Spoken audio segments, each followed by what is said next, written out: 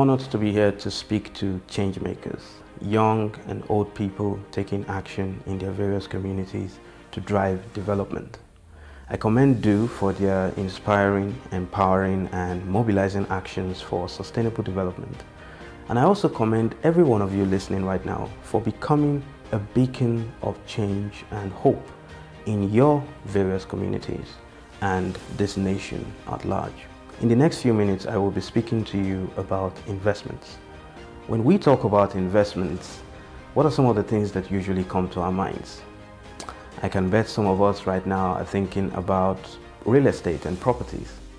Some people probably are thinking about starting or buying a business.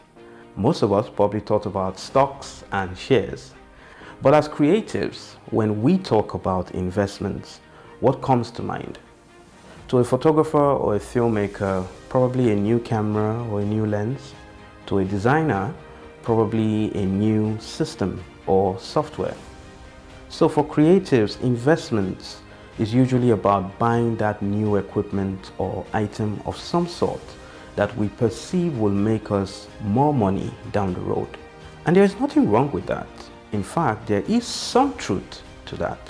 However, in my journey, in my own journey, and also from observing those around me and those who have gone ahead of me, I have found that it is not all of the truth.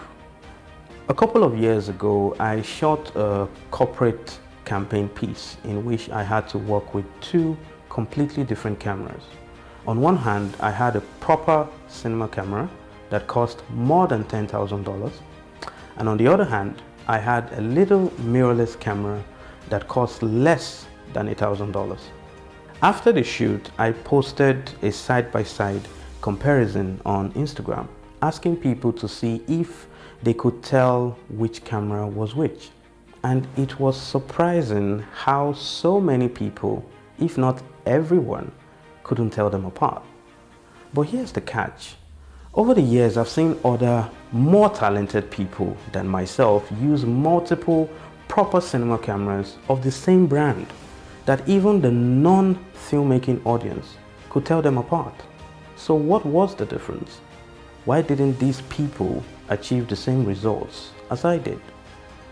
And I found that the answer is right in the question, as I did. Me.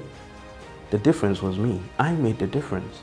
My skill, knowledge, and experience up until that point made the difference. Today I hold a master's degree in cinematography and post-production from the University of Greenwich, London. But way before that degree ever came about, I had downloaded and watched over 1,500 videos on filmmaking from YouTube. Yes, I counted it. During my master's, I looked through every single book in the filmmaking section of our entire library.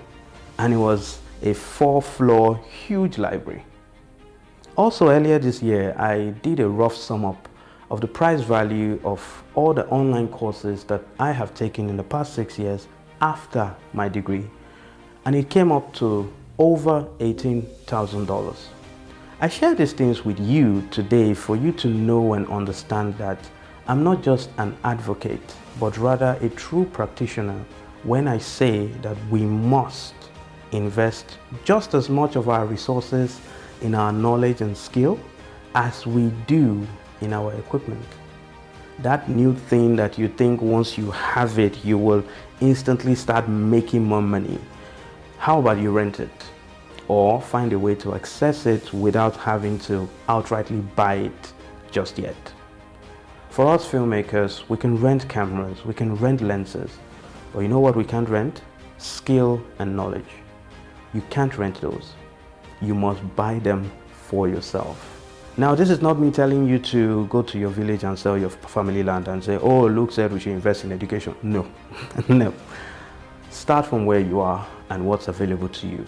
For example, the University of YouTube. There's zero tuition fee and you don't have to stay on campus. In your WhatsApp groups, for example, you can join hands together and engage in things called group buys to access some of this content that may be too expensive for you to pay for alone right now. Also, look out for discounts and seasons for sales. The same time and internet data that you use to stay updated with irrelevant information about celebrities, use it to learn skills that will actually help your lives. Let me close with this famous quote by Alvin Toffler. The illiterates of the 21st century will not be those who cannot read and write, but those who cannot learn, unlearn, and relearn. Education is for life. Your academics stopped with school.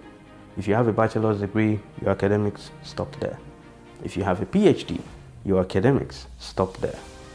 But your education does not stop until the day you die. Even when you die, you are still learning what dying is all about. An investment in your creative education is an investment for life. No one can steal it, it won't depreciate with usage, and more importantly, when you rent it out to solve people's problems, it comes back to you in profit and gain. Thank you for listening.